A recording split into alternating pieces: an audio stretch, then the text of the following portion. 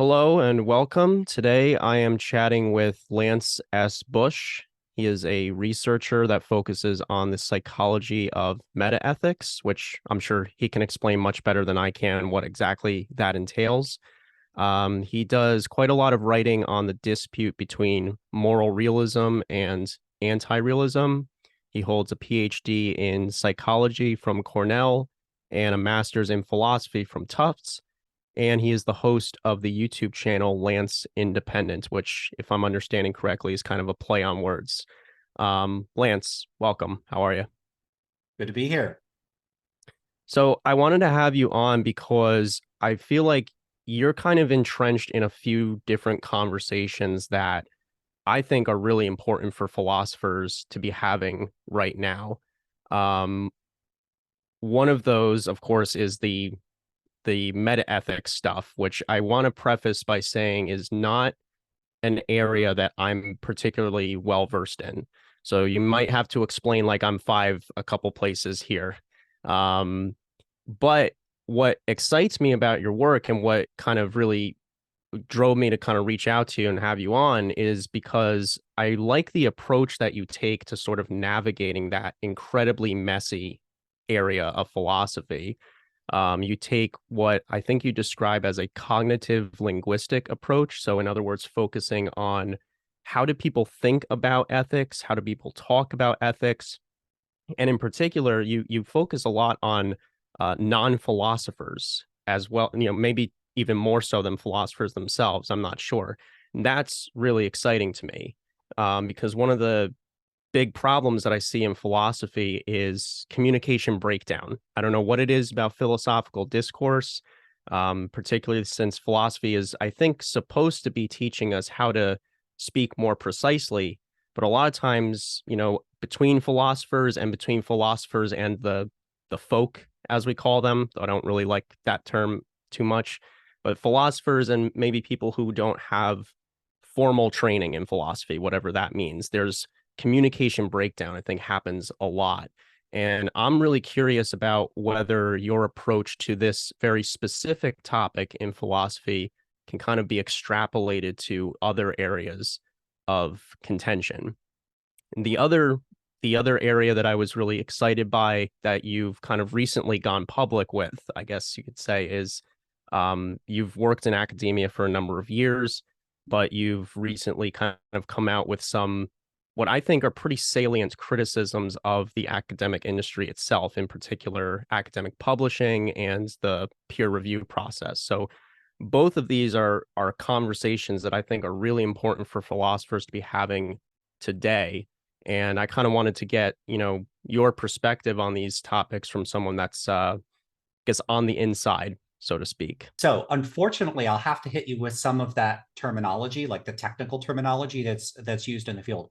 Now, what I could say as a preface to that is that the reason for using technical terminology, and in particular to use terminology that for which there's no corresponding, you could say like everyday terms, is in order to avoid conflation between the technical concepts and everyday terms. It would be really confusing if like theoretical physicists use terms like apple and banana to refer to like subatomic particles, because people would be like, what are you doing? Apples and bananas are already a thing. And so we Mm-hmm. say stuff like quark and proton, because it's not like there's protons laying on my desk right now that are like macro size that people could see. So the technical terminology is intended to carve out a special space where you could speak with a degree of precision. Unfortunately, philosophers sometimes do, and this is probably in part because philosophy is supposed to be sort of piggybacking off of everyday thought and language. It's a sort of extrapolation of and refinement of that thought and language. It has a special relationship with the way that people think in everyday contexts in a way that, say, theoretical physics does not. Theoretical physics does not have to comport with the way that we're already disposed to speak or think. If there's quarks, there's quarks. And if people weren't already speaking as if there were quarks prior to theoretical physics coming onto the stage and proposing that there were such things, so much the worse for everyday thought. But philosophy deals with stuff like what we know, how we feel, what we believe, what we think is right, what we think is wrong. And they're supposed to be the most concrete and everyday concepts of all. And to refine those and simultaneously to move away from the conventional usages of that discourse can be challenging, and in some cases, not even what a philosopher wants to do. So I'll preface it by saying philosophy has a unique challenge in its way of managing terminology and concepts that differs from, say, the special sciences. That being said, this particular dispute, and I preface all that to say the dispute between realism and anti-realism is this. Realism, moral realism, is the view that there are stance-independent moral facts. And anti-realism is simply the denial or negation of that. It's the view that there are no stance-independent moral facts. So what does that mean? There are stance-independent moral facts. So stance-independent is a technical term that means that the facts in question are not made true by anybody's stance, by the stances of people or cultures or communities or even a book. Like, it's not true relative to the Bible or relative to this code of ethics. It's true independent of any particular point of view or perspective. Now, a typical analog that you might propose for that would be something like mathematical or scientific truths. Whether there was life on Mars or not at some point, that's not made true. It's not like if we prefer that it's true, it becomes true. But if we prefer that it's not true, it becomes false. That truth is just out there. It's a feature of the world, and it doesn't turn on our attitudes or values. So the moral realist is saying moral facts, facts about like whether it's wrong to hurt people just because you feel like it, or to lie for personal gain or whatever. Those sorts of what you would say are like exemplars or prototypical moral issues, that the facts about those are not made true by the standards or attitudes of any individuals or any cultures. It's totally independent of it. And the anti-realist says there are no facts of that kind. It doesn't mean that the anti-realist is a moral relativist or a cultural relativist in particular, or anything like that. It's simply the negation of the other view. A typical analog would be like theism and atheism. A theist believes God does exist, an atheist believes God does not exist. That doesn't tell you what the atheist believes. It just tells you what they don't believe. So an anti-realist is simply someone that believes realism is not true. That doesn't tell you what they do think is going on with moral judgments, standards, or attitudes. So the dispute comes down to one side says, hey, morality is dealing with this realm of facts, and these facts don't turn on anybody's standards or attitudes, and they tell us what's good or bad, what we should or shouldn't do, what rights we have, what, all the sorts of things that would fall into the scope of what we would typically think of as moral considerations. What kind of virtues, what kind of people we should be, what kind of lives we should live, all of that. Now, some realists might say some of that stuff I'm a realist about, some I'm not. So it's just, as long as they think there's a little bit of moral facts in there that are not, that are stance independent, you've got a realist position. Now, anti-realism simply says that's not true. And then different anti-realists tend to develop on the positions in different ways. So I'll pause there in case there's anything that you think I should focus on or emphasize. No, I think it's good that you point out what commits someone to being a moral realist is kind of a similar way to, like, if you think there's even one action that's undetermined, you're tipped over into indeterminism, right? Not the other way around, and so that would be kind of an analog I would draw as far as, like, why am I committed to this position if I hold this view and stuff like that, if that makes sense. Right. Yeah. So like you're a theist if you believe there's one God. It's not Right. like theism Hmm. requires believing in lots of gods. And it's the same thing. If you're like, look, I'm a relativist about every moral issue except this one issue, like murder, for instance, or torture. You're like, look, people, I don't care what people do. I don't think there's any facts that matter, but torture is wrong. No one should ever do that, regardless of what they think or feel. Then you're a realist. You're a realist about torture. You're still a realist, though. So the bar for being a realist is, in that respect, not very high. It's like it's at least, so like if you really wanted to give like a more precise definition, you might say something like moral realism is the view that there is at least one stance independent moral fact, something like that. And then anti-realism says there are no stance independent moral facts. So that's the dispute. Should I mention about, like, should I develop on the different anti-realist options there typically are? Because I think part of what you're asking about is where I stand in relation to those. Yeah, I've heard you talk about Michael Humer's kind of five categories that he outlines and says, pick one of these. This is what you get to have. And then you're kind of like, it seems like you feel like you fall sort of outside of that sort of established set of categories that are on offer, which I find kind of interesting. Right. So Michael Humer is a philosopher that has written a bunch of books, articles. It also makes lots of YouTube appearances, and is pretty prolific. And in Ethical Intuitionism, which is one of Humer's books, which argues for a realist position on morality, Humer basically says that there are 5 and only 5 positions that are available to you when it comes to the question of the realism versus anti-realism dispute. And there's 2 realist positions. You have naturalist realism and non-naturalist realism. That's a whole thing. I don't even know if we have time to get into that. And then for anti-realists, you have 3 options. I'm going to use my own terminology because I think it's a bit more precise. Your options are error theory, non-cognitivism, and stance-dependent theories. I believe Humer uses the term subjectivism, but technically, and Humer's careful to be clear that subjectivism actually includes a couple other positions like constructivist positions. This gets into the technicalities of how to categorize these positions. Some of these positions technically they cut orthogonally to the realism anti-realism distinction. So you can have realist and anti-realist constructivist positions, and you could have realist and anti-realist versions of realism. Realist and anti-realist versions of relativistic positions. So you can't have an anti-realist version of realism. You can have realist and anti-realist versions of relativism. So the categories get really weird. So the reality of them is complicated, but I'll try to give the breakdown that Humer gives. And just to say, even though I reject the breakdown as being the only options, these are the standard options. And Humer does a good job of clarifying, like, these are the 5 standard ones. So you have the 2 realist options, naturalism and non-naturalism. And then again, the anti-realists have error theory, non-cognitivism, and stance-dependent theories. Error theory is pretty much the analog to like atheism for morality. It's the error theorist says, look, when people are saying when people are making moral claims, they're trying to describe this stance-independent moral reality. It's just that there is no such reality. So all those claims are false.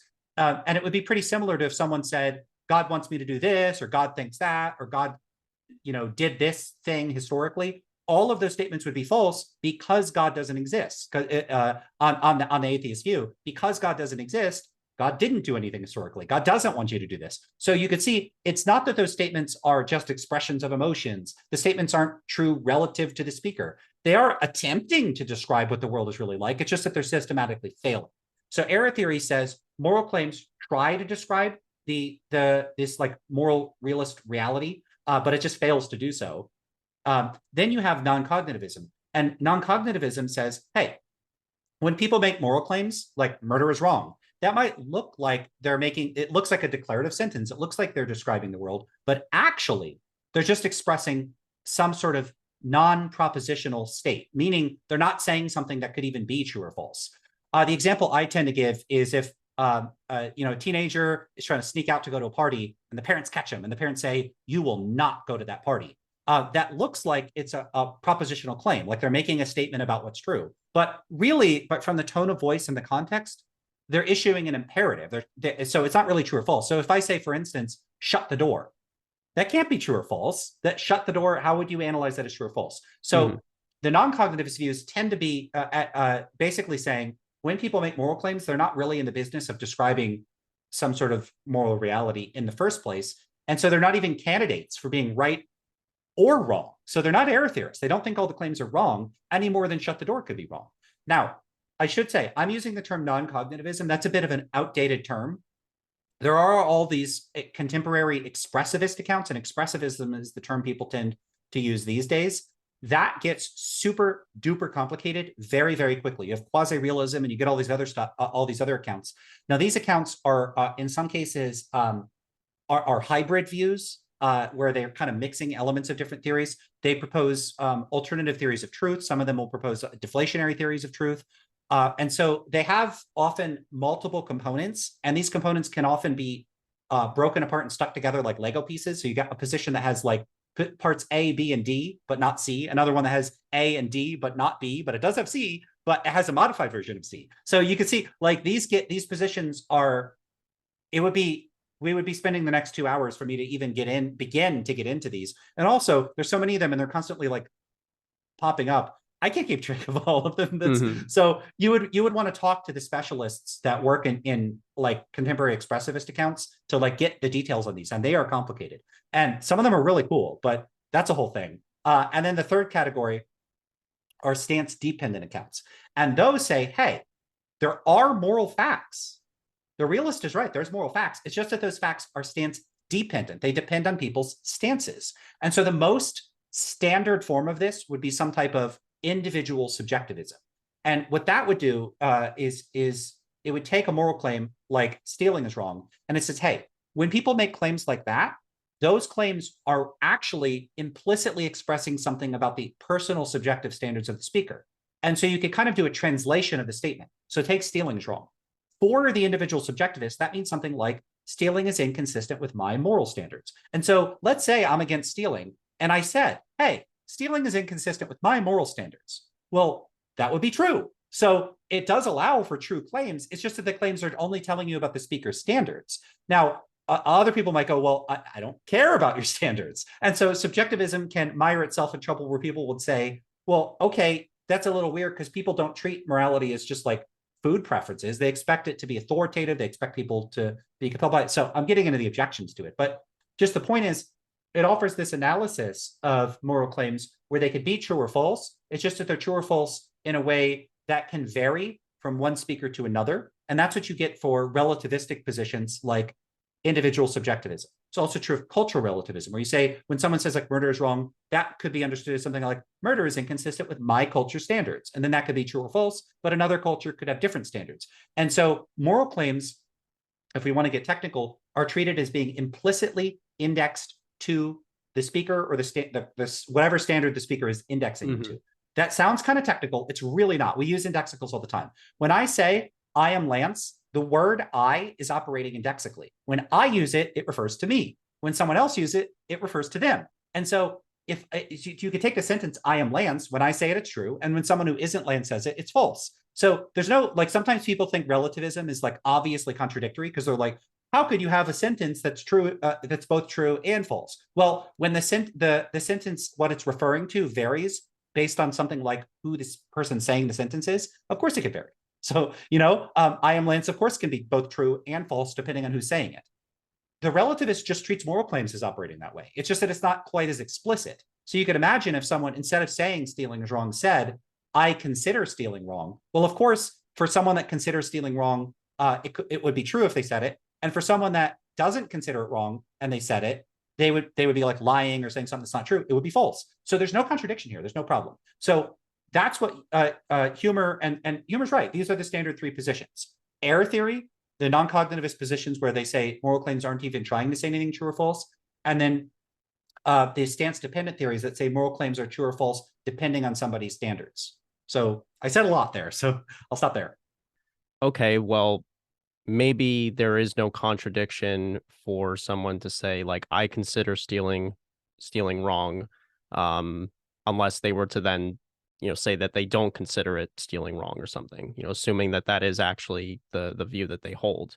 But your view seems to be like that people with like talking about one person might have various ways of cashing out concepts like right and wrong, acceptable and unacceptable, and so on. And so I guess could you speak a little bit about that and about how that kind of contrasts with this sort of indexical relativism kind of stuff? So the reason I reject all of these, so I reject the realist positions because I don't think that there are stance independent moral facts, but I reject all three of the anti-realist positions for reasons that are really well articulated in this paper from 2009 by Michael Gill called Indeterminacy and Variability in Metaethics. And what Gill talks about is Gill situates the matter historically. So Gill says, look, throughout the 20th century, you had all of these philosophers that are doing metaethics. They're trying to figure out, are there these stance-independent moral facts? And the way that they went about doing that is not by like doing just metaphysics directly, like thinking about what's reality really like. They started by looking at language. They started looking at how people use moral sentences. And this initially would be a reasonable approach. If you wanted to know what a unicorn is, well, you have to know what the word unicorn means to know what it's referring to. So, if you went out and you found out everyone's using the word unicorn to refer to like, I don't know, a particular kind of horse that people think is really pretty, and you go find one in a field, okay, then unicorns exist. It's right there. But if they're talking about magical horses, and with the one horn in their head that have magic powers. Okay, well, we haven't found any of those. So you typically, if you want to find out whether a thing exists, you have to know what you're talking about before you do it. So there's nothing unreasonable about this approach. So what do philosophers do?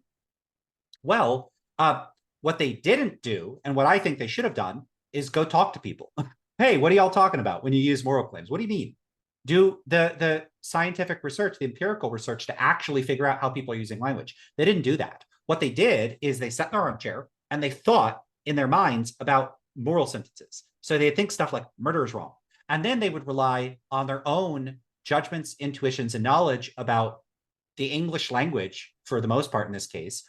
And they would say, okay, well, what does it seem like these sentences are doing in everyday language? And different philosophers came to different conclusions. But what they all tended to do is they'd say, okay, well, let's say you're a realist, right? So you think about moral claims and you think, okay, well, they seem to function as though they're describing this stance-independent moral reality. Now, I know sometimes some aspects of moral language look like it's about expressing emotions or doing this other sort of stuff, but I could explain that away. And a good theory would do that. A good theory would say, look, I can account for most of the data. And if there's a few outliers, then we could dismiss those as outliers and I have the correct theory, the realist theory. And these are theories not about just what's true about what the world is like. They're theories in part that it contain a semantic thesis, a thesis about the meaning of moral sentences. So there are theories about what people mean when they make moral claims. So realism, moral realism, is often depicted in a little more robust way than I've characterized it. It's often described as being a cognitivist position. And what that means is the position endorses the semantic thesis that moral utterances express propositional claims that are capable of being true or false. So it's a little weird that it's not just a metaphysical theory, in other words, a theory about what the world is like, like independent of speakers, but it's also a theory about the meaning of the moral utterances people use to describe that reality.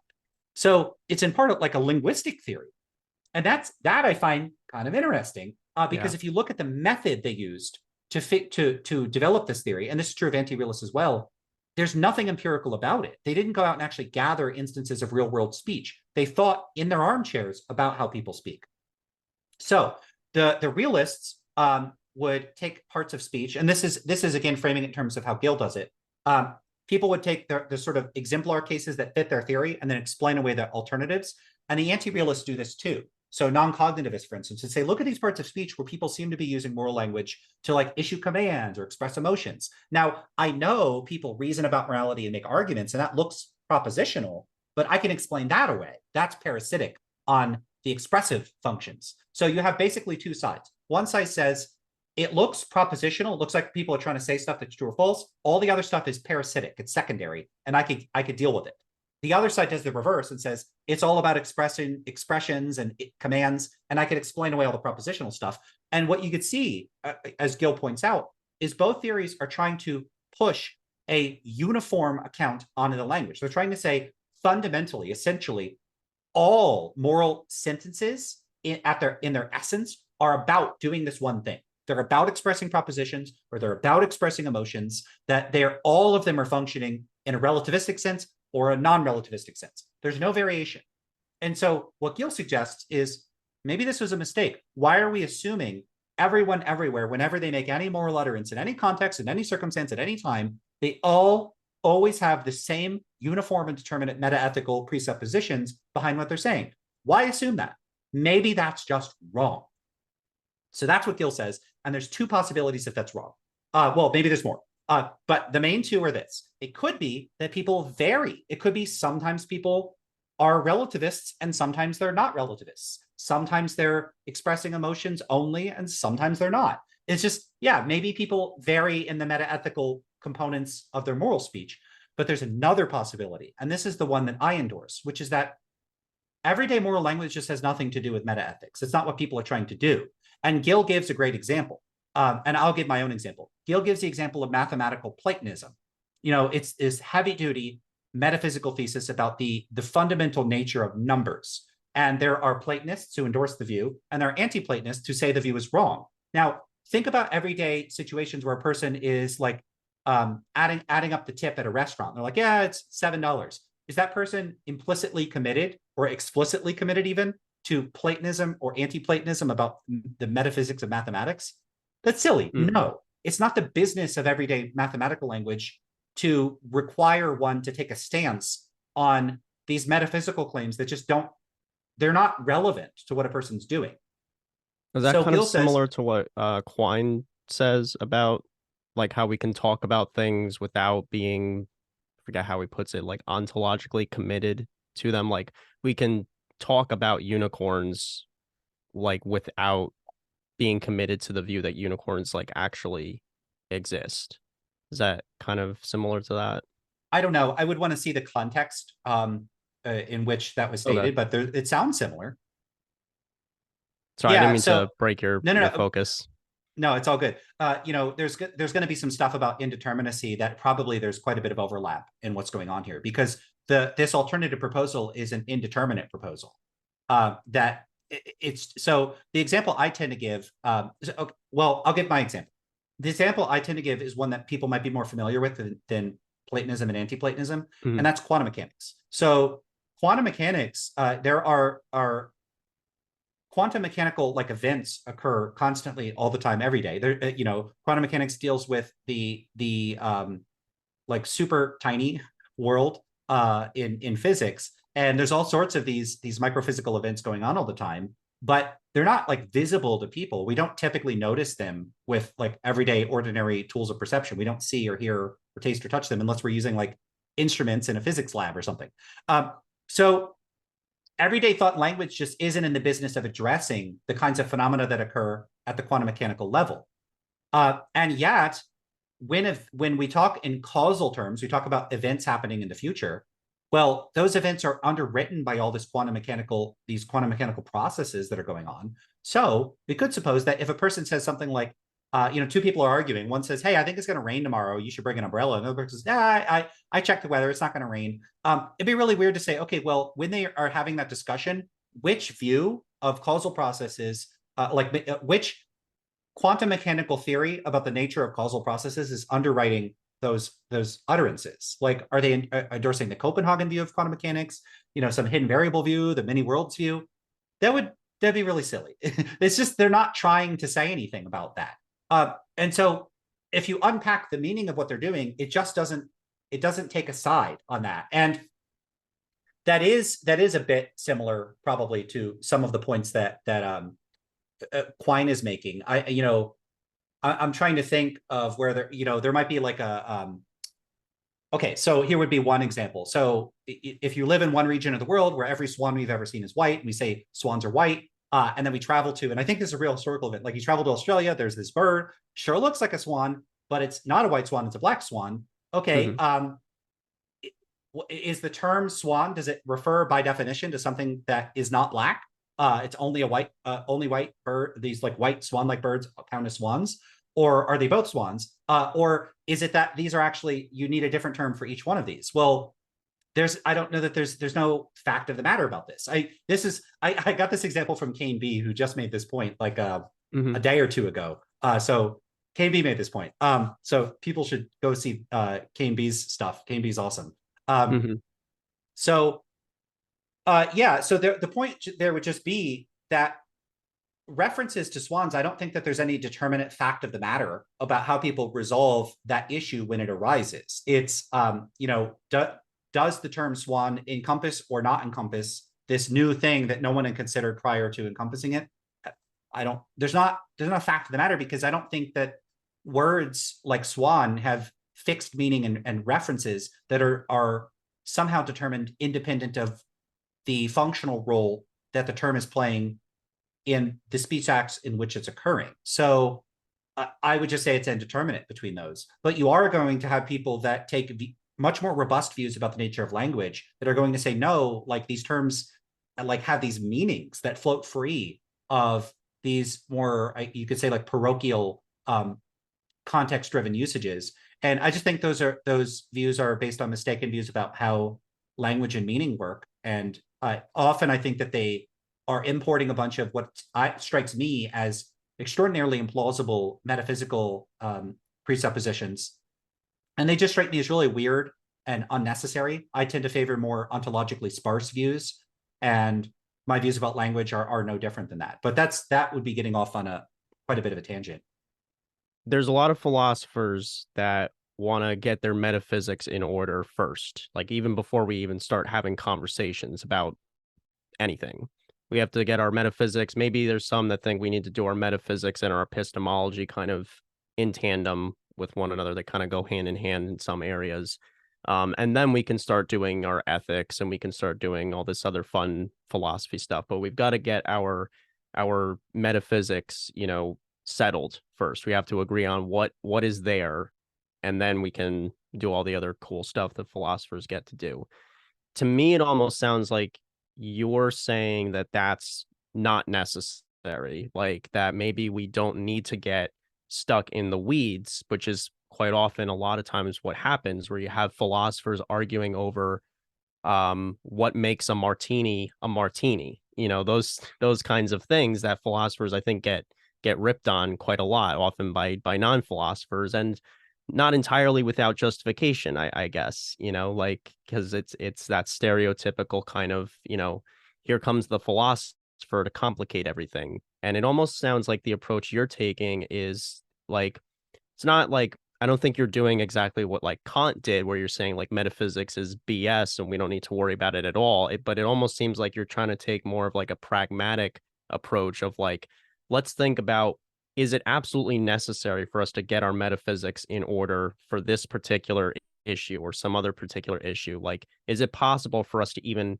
talk about it? And the examples you're using seem to indicate that it is it, because quite frankly, we do it all the time when we're paying a tip at the restaurant, the example you gave, we don't have to, like, if I'm at a restaurant, I don't have to get into a debate with my guest over, or the the waiter over our views on Plato before we negotiate the how much tip we're going to leave. So it seems like there are examples where we are able to have conversations, which I think is what we want. We want to be able to talk to each other, I think, eventually. And maybe is it almost like you think that philosophers are getting hung up on metaphysics too much? They're getting hung up on metaphysics, but I think it's downstream of them getting they're tripping over what I think are more foundational metaphilosophical problems in the way they approach language and the way they approach philosophy itself more broadly. So for me, it's not simply that I wouldn't say you got to do metaphysics first or epistemology first or anything first. It's more that those distinctions all collapse into one another. And were I to begin with, it was saying anything takes priority, it would actually be, you could say, like axiology or value theory comes first. Because for me, the question is like, before we consider what is the world like, or how do we figure out what the world is like, I want to ask the question, what am I trying to do? What are my goals? And everything follows from that. Everything follows from what my objectives are. Now, someone might say, but how do you determine what your objectives are without doing epistemology and metaphysics? Like, what is an objective? How do you? So you're going to have this problem where someone could always try to swoop in behind any one of these taking priority and say that the others take priority, and you could just end in an infinite loop of people doing that. So fine, do them all simultaneously. What I would say is, we don't find ourselves starting in, it's not like we're playing a video game where we're creating a character from scratch and we have to pick all the statistics and choose what we're going to do at the start of the game. By the time we're thinking about any of this, we've already been living our lives. We've already been thinking. We've already been doing. We already have goals. We already have processes for how we go about making decisions and what we think the world is like. So it's like Neurath's boat, metaphor. The ship already left the harbor. We're already moving. And so if we want to figure things out, we need to figure it out as we're going along. And we find that we already have goals, we already have beliefs, and we already have attitudes about what the world is like. And we need to update and revise from our starting points. And again, they've already started. So I don't see any value in saying any one of these takes priority over the other. What I would say is, what I'm trying to do every moment of every day is achieve my objectives. And however I'm capable of reasoning and thinking about that, I've got objectives. Okay, so what are they? All right, now how do I achieve those? And for me, at the very least, metaphysics and epistemology then become like anything further. Any updates I make are subordinate to whatever those objectives are. And for me, it looks like a lot of philosophers want to take truth to be this thing that is independent of my values, objectives, and perspectives. And the goal of metaphysics is to say what's out there, what's the world like. Epistemology is like telling me here's the methods I use to figure out what it's like. And like value theory almost gets ratcheted in, like morality, into, well, there are these facts, so we need like a moral metaphysics to figure out what the moral facts are. And then we need a moral epistemology to figure out what those facts are. And then we just do whatever they are because they're the moral facts. And by their very nature, they tell us what we should do or what is good. And to me, that's a very, very weird view of morality. It's sort of a pushing everything about values into metaphysics and epistemology and externalizing values, as though when I go about making decisions, there's facts about what's good or what I should do that have nothing to do with what I want or how I want to live my life. And my job is to simply conform to whatever those facts are. And this is one of the things that I find so weird about realism, moral realism, is let's suppose that there are these moral facts and they have nothing to do with what I want. So let's say we have a moral fact machine, kind of like Hitchhiker's Guide to the Galaxy, and you input an answer. What should I do? And it spits out an answer. So should I care about my family and take care of my family? And it says, no, eat them all, be a cannibal. Yeah, I'm going to not do that. I don't care if if God himself comes down from the sky and says, Lance, these are the moral facts, and this really is good. Yeah, I would say, no, thank you. I'm not going to do that. No. So for me, ultimately, my actions are based on what I value, and I don't value doing whatever the moral facts turn out to be. I would only value them if they already comported with my values. And since I'm already motivated to act on my values, it doesn't matter if these moral facts are the moral facts. I would do them anyway. So either they comport with what I already want to do, in which case there's no further incentive to say, hey, by the way, I know you don't want to torture people and you value there not being human suffering. Also, that's true. Okay, well, what is that? I don't care. I didn't want to do it anyway. But if you said, okay, but it's actually true that it's good to torture people, I'm not going to start. So to me, externalizing values renders them to me like fundamentally motivationally inert, and it's really, really weird. So that why I end up rejecting realism is in part largely for that reason. There are other reasons, and it also depends why I reject different types of realism. But yeah, for me, this idea that we need to treat these epistemology, metaphysics, and like value theory as like autonomous, or say I reject that. Treating them as though one or the other of them has any particular really, really distinctive priority, I don't agree with that. I approach things in the ship's already moving, so you have to update from where you're at, and you need to approach the matter holistically. And all of these different categories and distinctions in academic philosophy are somewhat artificial distinctions. So for me, like this idea of truth that's often treated as having these like robust metaphysical things that's independent of value, to me that distinction collapses on a pragmatist view. So it's not that I think that there is truth and then I can either value it or not value it, which, you could see I just said something that sounds like that, but I'm kind of framing it in terms of the conventional truth correspondence framework that it dominates in contemporary analytic philosophy. But if I were speaking more precisely, I don't even think I would frame things in that way. It's not like there could be truths, but I wouldn't care about them if they were true, because I don't even think that truth really works that way. I don't think that there is such things as truths that are somehow divorced from our goals and values in quite that way in the first place. So I think philosophers got off, at least in contemporary analytic philosophy, on a catastrophically wrong foot by I guess you could say retaining and continuing to amplify the categories and distinctions characteristic of much of Western philosophy. Plato had a huge influence. And then you inject all the Christian elements into it, and like just the monotheistic stuff, the dichotomy between this metaphysical good and evil that are part of this cosmic battle between like God and Satan. And that again, I think helps prime the pump cognitively for people to externalize goodness and badness to these like cosmic entities outside of us.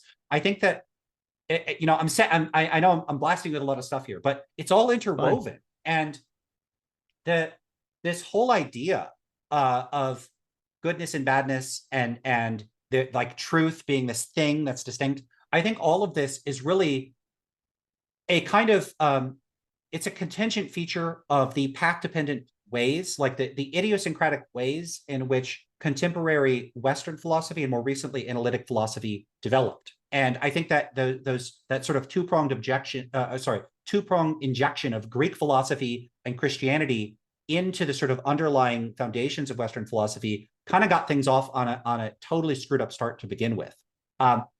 Then you bring in the 20th century this like bizarro turn into treating language as super weird, like as everything got messed up. Now you had people notice this very quickly and try to rectify the situation. You had the positivists, you had Wittgenstein, you had ordinary language philosophy, and these days people will just tell you it's dead, it's dead, it's dead. I hate it, I hate it, I hate it. And they have buried as much of that under the rug. And at least people say Wittgenstein was a great philosopher, although it's not always clear why people think that. Wittgenstein, I don't think, was joking when he encouraged people to quit philosophy and go do something more productive. So that you do have that element of a sort of critical reaction to the excesses of analytic philosophy. But sometime around the 60s, 70s, and 80s, there seems to have been a sort of renaissance of the more rationalistic approaches, the more a prioristic approaches, the sort of continue. It survived the crucible of mid 20th century Wittgensteinian assaults, and positivism fell by the wayside. Ordinary language philosophies, people will just say it's dead, it's dead, it's dead. There are people trying to revive it, like Boz at Tufts, actually, where I went. So and there's a few books on the topic that are really cool. So basically, I think that this weird approach to language that philosophers take in contemporary analytic philosophy has managed to sort of keep the Christian and Platonic elements on a lifeline. And I think we're seeing it sort of persist and trudge on into the 21st century with an approach to philosophy that I think is metaphilosophically so there's not a night. I think it's ridiculous. I think it's a silly way to approach things. But if I don't want to use terms like ridiculous, I would say unproductive. It's not going to get us anywhere. And I think a lot of philosophers actually like that. I think that philosophy is a recreational activity for them. They enjoy the endless back and forth of pointless appeals to their intuitions or these other intuitions. It's just whack-a-mole with our intuitions. And I don't think they want to resolve these problems. Wittgenstein, in a letter to a friend, said something like, my father was a businessman, and I want philosophy to be business-like. I wanted to get something settled. I wanted to get something done. And that's my attitude towards philosophy. One of the things that I notice, especially on, because I reached out to you through Discord, and Discord is kind of the Wild West of philosophical conversations, I guess. And one of the things I notice is that this realism, anti-realism stuff it seems to be particularly contentious. I mean, every philosophical dispute is contentious, but and maybe I'm just looking at it from someone who doesn't, as someone that doesn't really follow this area too closely. So maybe it seems more contentious than it actually is. But from my perspective, it seems like the kind of conversation that at least most of the ones that I've seen, and I've seen some that you've been in with other people, where I see an anti-realist and a realist in conversation with one another. And it seems like 9 times out of 10, it ends with both of them agreeing on only one thing. And that is that neither person understands what the other person is talking about. Do you feel that way, that these debates within anti-realism and moral realism are especially or uniquely contentious for some reason? And how do you kind of navigate a discussion or a debate that you might be having with someone who is a realist? Like, what are the obstacles that you see kind of emerge when you're trying to articulate your position on this topic? So yes, they do seem especially contentious to me. It's been an unfortunate feature of being not just someone that publishes papers addressing meta-ethical questions, but someone that engages with people online about it, in Discord, on YouTube, with academics, with non-academics, all sorts of people. I have encountered in many cases, there are moral realists that I get along with perfectly fine, and we have great conversations, and they can be quite productive. Some cases, they don't get anywhere, but a lot of philosophical conversations are like that. We have very fundamentally different views, and it's like we reach an impasse and we move on, and it's normal. But a lot of times people get not it's not even just contentious, but kind of there's some degree of hostility. People will insult one another. They will say critical things about one another. I don't like it, and I do my best, and that doesn't mean I'm perfect at it or that I always succeed in not getting, I guess you could say, a little bit snarky or rude or critical myself. But I have been on the receiving end of it more than I would have expected. Now, what I have noticed is that it's much more likely to come from people that are non-naturalist moral realists rather than naturalist moral realists. That's not really a distinction we got into, but very roughly, non-naturalists do not think that the moral facts can be reduced to the kinds of facts that could be understood within the like conventions of the empirical sciences or science broadly construed or naturalism broadly construed. They're not reducible to, for instance, facts about human happiness and flourishing, because like that, there are facts about that and they can be understood scientifically. So the non-naturalist says, yeah, it can't be reduced to or understood in those terms. It could be thought of as like sui generis or autonomous. It's not that sort of thing. It's not something natural, whatever it turns out to be. That does not mean it's divine or supernatural. So, many non-naturalists are secular. They're not theists at all. So anyway, one of the things, and I think this is central to the dispute, is that I think a lot of moral realists think that moral anti-realism carries catastrophically terrible normative and practical implications. So it's not simply that the anti-realist can go about their life and their business exactly like a realist and live just like a realist and everything is okay. It's that if you're an anti-realist, there's consequences to this. So many people, especially not academics, will say stuff like, well, if you're a moral anti-realist, you cannot object to if someone comes up to me and says, give me your wallet, like I have to hand it over. I'm not allowed to object. And the reason I'm not allowed to object is because while I think it's wrong to steal from me, they presumably don't. And I don't have the authority to tell them you can't steal from me or it's wrong for you to steal from me. Their opinion is equally valid. And so I have no grounds for objecting. Now, this is really silly. Even if it's true that I don't have any objective grounds for objecting, there's also no objective rule against me objecting either. So sure, I can object. So there's no inconsistency here. And this, it seems like people think that you're endorsing a peculiar type of what's called agent relativism, where what you think if you're an anti-realist, you're kind of just committed to the view that it's good for me to follow my standards and it's good for you to follow your standards. And I have to think it's good for you to follow your standards. So if you think it's okay to steal from me, I have to be okay with that. That's outrageous. Almost no anti-real. I've never met an anti-realist that thinks that. I've never met one. I'm sure they exist. I've never met one. So I doubt there's many people that think that. It's certainly not an entailment of anti-realism. So I think part of the issue here is that people have all these, and I'll talk about the academic perspective and the non-academic perspective. Sure. The non-academic perspective, it's baffling. So people will say stuff like, if you're an anti-realist, you can't, and you express moral outrage or you morally judge other people, that's somehow inconsistent. Because if you're an anti-realist, you just can't do that. Now, I've tried to extract the rationales for why people think this. It's never anything convincing because there is no inconsistency between being an anti-realist and expressing outrage. Now, people might say stuff like, well, it doesn't make sense to be upset with other people because there's no reason to express upsetness with the expectation that that person would care or comply if you don't think there's objective moral facts, which is really weird because you don't, in other areas where you would get upset with other people or express outrage, you don't have to think there's a fact of the matter in order to express that outrage and in order for it to be a reasonable thing to do. I'll give an example.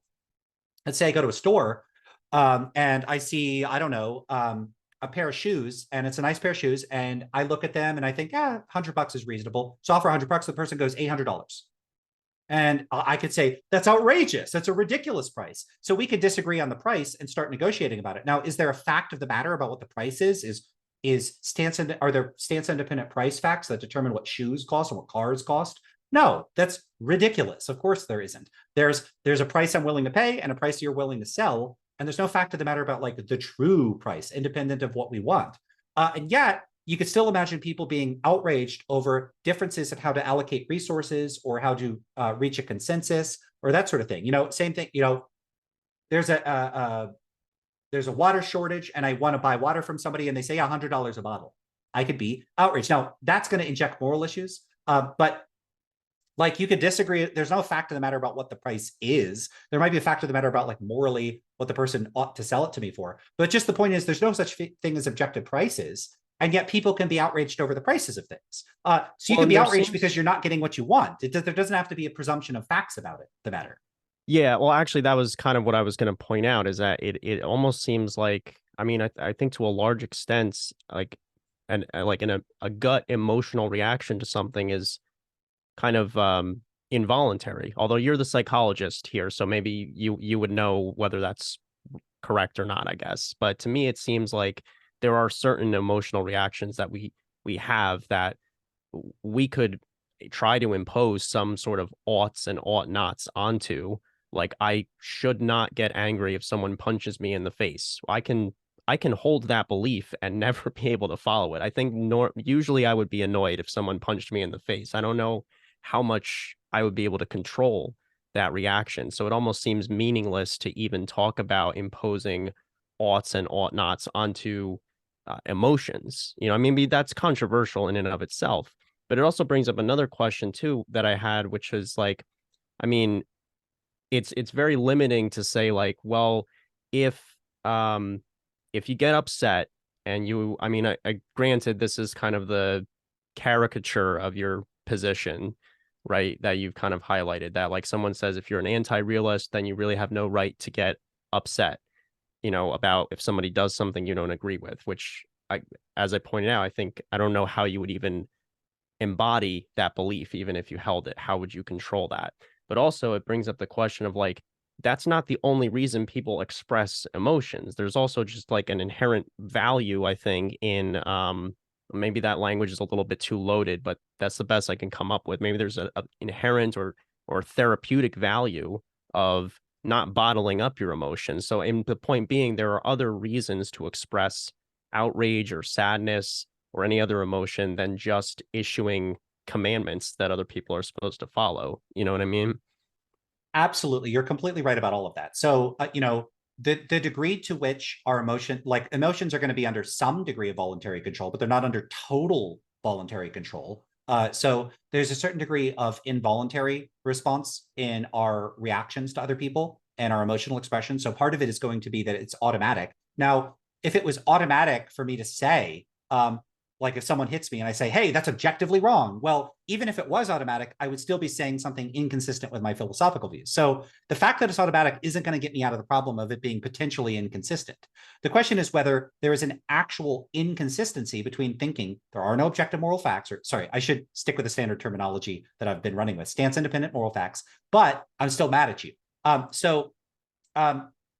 it's an excellent point that a part of it is not going to be voluntary, but it's also just what would be the inconsistency. What the proponent of this claim would have to show is that it's somehow the only like rational basis for expressing outrage would be to express outrage to someone because they're acting in a way that's inconsistent with what you believe the stance independent moral facts are. Now, here's the problem. Note the point that I already made earlier, which is that I don't find stance independent moral facts to be motivating or to matter in the first place. I only act in accordance with my, you could say, subjective standards in the first place. And so I don't even think that the realist view makes sense on its own terms. So, let's say I don't care about the objective moral facts, that I don't care about the stance independent moral facts, and you don't care about the stance independent moral facts. And so one of those stance independent moral facts is that you're not allowed to hit me, and then you hit me. Why would it make sense for me to be outraged and to say, hey, I'm angry because you violated those stance independent moral facts? You could respond, rightly so, with, okay, but neither of us care about those. So who cares? For a comparison, this is one Don Loeb gives. I don't remember the exact name he uses, but imagine there's a list of rules for someone named Steve. So there's a person named Steve, and Steve is a list of rules. Now, let's say there's no moral realism. There's only Steve's rules, right? So Steve wrote down on the back of a napkin at a restaurant, like, one, don't just hit people because you feel like it. And then you hit me and I say, hey, that's against Steve's rules. Like, a lot of people go, who cares about Steve? I don't care about Steve. So who is that? I don't even know this person. Why would I care about Steve's rules? You know? So, and if I showed up and I said, hey, you owe me $10 because you violated Steve's rules, no one's going to give me $10. Who the heck is Steve? I don't know who that is, and I don't care.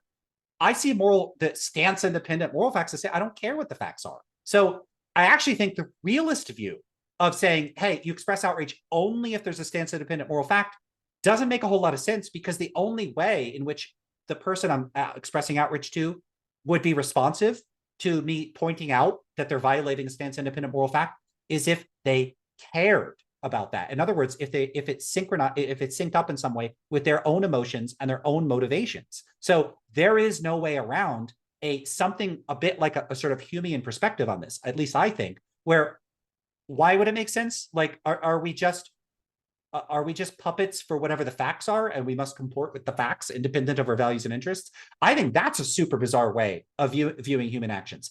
When I express outrage to people, I want them to care. I don't require that they care, and it doesn't have to be true that they ought to care, even if they don't want to.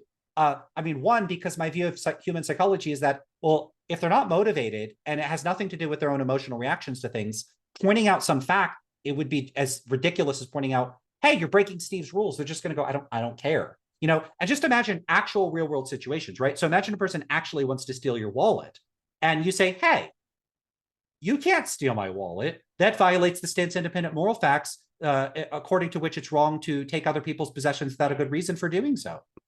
Yeah, no one is going to go, oh, is it? What is Mhm. your argument for that? And then you like present a syllogism, like blah, you know, premise one, premise two, conclusion. And then they go, huh, well, I don't see any reason to reject any of those premises. So I'm going to let you off the hook this time. Go ahead and keep your wallet. Have a nice day. No one would be responsive to that. What you would do is you could say, try to resist or fight the person. Maybe that's not recommended in a lot of situations, but just the point is you're creating a disincentive, which is, oh, you're going to try to take my stuff. I could potentially harm you or do something you don't want. Or you might try to say, hey, there's a camera right there. You'll get caught. So what you would try to do, or, you know, don't hurt me. I have a family. I have to feed my family. What you would do is appeal to their goals, motivations, and attitudes to persuade them that it's not in their interest to steal from you. That's what people actually do in persuasive context. So this idea that persuasion only occurs in the context of trying to convince someone of what the stance independent facts are just strikes me as just bizarre and absurd, and not how actual human conversations go. And this is a general problem with the way that philosophers deal with these sorts of things, and the way it sort of spills over into the way non-philosophers think about these sorts of things is they over intellectualize moral issues and philosophical issues in general, and it's like they forget what humans are. Humans are goal-driven agents. We're trying to get stuff done. We're trying to achieve our goals. And so if I'm trying to persuade you of something, typically what I'm going to try to do is persuade you, hey, doing this thing would serve your interests. I'm not going to try to just say it's true and you are mandated by the heavens above to comport with the truth. Therefore, you should do it. Because, and keep in mind, the problem here is that that's still setting up your goals and motivations as an intermediary. None of that's going to persuade you unless you cared about what's true to begin with. Because, you know, here's one reaction to a person if you said, hey, this is inconsistent with the stance independent moral facts, premise one, premise two, conclusion, and it's true. They could say, yeah, I agree with you. Of course it's wrong for me to steal from you. I also don't care. Give me your wallet, right? So they could just still do that. What are you going to do at that point? So Mhm. yeah, this idea that anti-realism is in some way impaired in its ability to handle persuasion, expression, outrage, institutions, norms, judgment. It is not at all. It is. So here is one of the central points I push in my work about moral anti-realism. Moral anti-realism, and I mean this, has literally zero dialectical or practical disadvantages compared to moral realism. Moral realism has absolutely no advantages over realism. It doesn't make more sense of anything. It doesn't make more sense of human behavior, judgment, language, action, institutions, norms, attitudes, emotions, values, history, psychology, nothing. It has no advantages. So moral realism is one of the most profoundly superfluous, explanatorily inert, and useless ideas anyone in the history of philosophy has ever come up with. It doesn't do it or achieve anything that has any advantage over anti-realism. Actually, it's not just that I think, hey, anti-realism could do as good of a job of explaining persuasion as realism. I think it does a better job. And I think that this generalizes to pretty much every issue where they clash. Basically, I think if there's like a scoreboard, or it's like one of those comparisons for like Amazon products where you see like checks for the things, it's just only checks for anti-realism. And then basically the only check realism gets is like, it often looks better optically. So like, in other words, it often superficially appears like it's better. And that's it. It's all optics and nothing, and it's just a shallow surface and no depth. So one thing that came up to me was a friend of mine who was seeing a psychologist, and this friend of mine is I it's unclear to me whether they're realist, anti-realist. To be honest, it's I've been told that I'm a realist by some people and an anti-realist by other people. So I have no idea. I have no idea what anyone is unless they tell me. That's kind of the way I look at it right now. But he told me that he would talk about things in these terms of right and wrong, right? And psychologists tend not to do that. I mean, maybe there are some that do, but I think most psychologists tend to avoid making value judgments and focusing more on like, well, is this working for you? Is this helping you? Like you said, achieve your goals. My friend would say things like, I don't want to just achieve my goals. I want to do what's right. How would you respond to somebody that would say a sentence like that? So in principle, let's just suppose, and I have conceptual issues with whether this is actually conceivable. Let's suppose that there are stance independent moral facts. About the closest I could get would be something like Steve's list of rules. Someone could just say, look, I want to do whatever's on Steve's list. I don't care what's on it. Whatever's on it, I'm going to do it. So the question for me is, what's on Steve's list? And then whatever it's on there, they're genuinely motivated to do it. Even if it's something like scream at tables all day long, or attempt to convert all matter in the universe into potatoes or something. It could be really stuff that I would just be profoundly not motivated by. In fact, I would try to stop someone trying to turn the universe into potatoes. But someone could just feel that way, and they could just say, "Yeah, I want to do what's good." I don't know that there's a whole lot you could say if they're just like, "Look, that is what I value," because I take values to be that kind of value if it's a terminal value or non-instrumental value. What I mean by that is it's not valued instrumentally for achieving some other purpose. So, you do work to get money.